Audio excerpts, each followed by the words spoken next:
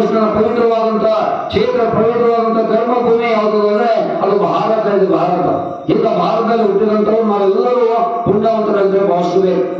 ಹಾಗಾಗಿ ಭಗವದ್ಗೀತೆ ಅದ್ಭುತವಾದಂತಹ ಸಂದೇಶ, ಸಾಕ್ಷಾತ್ ಪರಮಾತ್ಮನ ಮೂರು ಲೋಕಗಳ ದೇವತೆಗಳು ಕೂಡ ಶರಣವಾದಂತಹ ಸಂದೇಶಗಳನ್ನ, ಮಾನವ ಕಲ್ಯಾಣದ ಕೆಲಸಗಳನ್ನ ಭಗವದ್ಗೀತೆಯಲ್ಲಿ ನಾವು ಕಾಣ್ತೇವೆ.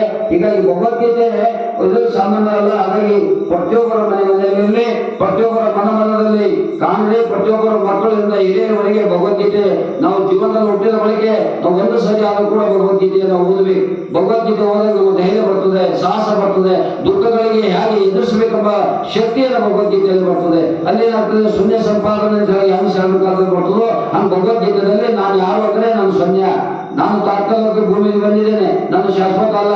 ಹಾಗೆಲ್ಲ ಸಂದೇಶಗಳು ಭಗವದ್ಗೀತೆಯಲ್ಲಿ ಬರ್ತವೆ. ಹಾಗಾಗಿ ಭಗವದ್ಗೀತೆ ಬಗ್ಗೆ ಈಗಲ್ಲ ಸಾವಿರಾರು ಸಾಧುರು, ಸಂತರು, ಅನೇಕ ಜನ ಮಹಾತ್ಮರು ಭಗವದ್ಗೀತೆಯಲ್ಲಿ ತಮ್ಮ ಉಸಿರಾಗಿ ಮಾಡಿಕೊಂಡು ತನ್ನ ಪ್ರಾಣವನ್ನು ಬಿಟ್ಟಂತ ಸಾವಿರಾರು ಋಷಿಮುನಿಗಳ ಸಂದೇಶಗಳನ್ನ ಈ ಭರತ ಭೂಮಿಯಲ್ಲಿ ನಾವು ಸಾಮಾನ್ಯವಾಗಿ ನೋಡ್ತೇವೆ. ಹೀಗೆ ಭಗವದ್ಗೀತೆಯ ಮಹತ್ವ, ಭಗವದ್ಗೀತೆಯ ಸಂದೇಶ ಪ್ರತಿಯೊಬ್ಬರ ಜೀವನದಲ್ಲಿ ಬಹಳ ಮಹತ್ವವಿದೆ. ಹಾಗಾಗಿ ಭಗವಾನ್ ಕೃಷ್ಣ ಕೇವಲ ಅರ್ಜುನ ನಿಮಿತ್ತ ಮಾತ್ರನಾಗಿದ್ದ, ಅವ ಹೂ ಅಲ್ಲ ಕಥೆ. ಆದರೆ ಒಬ್ಬ ಕೃಷ್ಣ, ಒಬ್ಬ ಸಾಕ್ಷಾತ್ ಕೃಷ್ಣನೇ ಸಾಮಾನ್ಯ ಒಬ್ಬ ರಸ ಸಾರಥಿಯ ಕೆಲಸವನ್ನು ಮಾಡ್ತಾರೆ. ಸಾರಥಿಯಾಗಿ ಯಾರು ಓದಿ ಜಾಗೃತ ಸೇವಕನ ಕೆಲಸವನ್ನು ಮಾಡೋ ಹಾಗೆ ಭಗವಾನ್ ಶ್ರೀಕೃಷ್ಣ ಅರ್ಜುನ ಸೇವಕನ ಕೆಲಸವನ್ನು ಮಾಡೋ, ಸೇವಕನಾಗಿ. ಹಾಗಾಗಿ ದೇವನಾದರೂ ಏನು, ಅವನು ಸೇವಕನಾಗಿ, ಸೇವಕನ ಶರಣನಾದ ಮಾನವ ಕಲ್ಯಾಣಕ್ಕಾಗಿ ಸೇವೆ ಮಾಡ್ತಾನೆ. ಭಕ್ತ ಕುಂಭರ ಮನೆಯಲ್ಲಿ ಹೋಗಿ ಸೇವೆ ಮಾಡೋ ಭಕ್ತ ಕುಂಭರ ಮನೆಯಲ್ಲಿ ಭಗವಾನ್ ಕೃಷ್ಣ, ಬೀದರ್ಗೆ ಬಂದು ದಾಮೋಜಿ ಪಂಥರನ್ನ ಜೈಲಿನ ಬಿಡುಗಡೆ ಮಾಡಿದ ಭಗವಾನ್ ಕೃಷ್ಣ.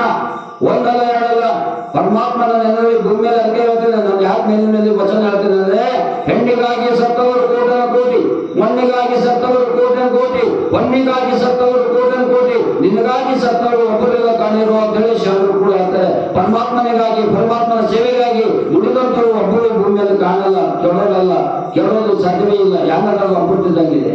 ಹಾಗಾಗಿ ಇಂಥ ಪರಮಾತ್ಮನ ದಿವ್ಯವಾಣಿ, ಪರಮಾತ್ಮನ ಸತ್ಸಂಗ, ಭಜನೆಗಳೆಲ್ಲ ಈ ಔಷಧಗಳಲ್ಲಿ ನಡೀತಿರೋದು ವಿಶೇಷವಾಗಿ ಎಲ್ಲ ಮಾನ್ಯ ಎಲ್ಲ ಕಾಲೋನಿಯ ಎಲ್ಲ ಸದಸ್ಯರಿಗೂ ಮತ್ತು ಎಲ್ಲ ಮಾನ್ಯ ಹಿರಿಯರಿಗೂ ಮತ್ತೊಮ್ಮೆ ಈ ಸಂದರ್ಭದಲ್ಲಿ ಎಲ್ಲರ ಪಾದಕ್ಕೆ ನಮಸ್ಕಾರ ಮಾಡ್ತೇನೆ. ಆಮೇಲೆ ವಿಶೇಷವಾಗಿ ಭಗವದ್ಗೀತೆ ಸಂದೇಶ.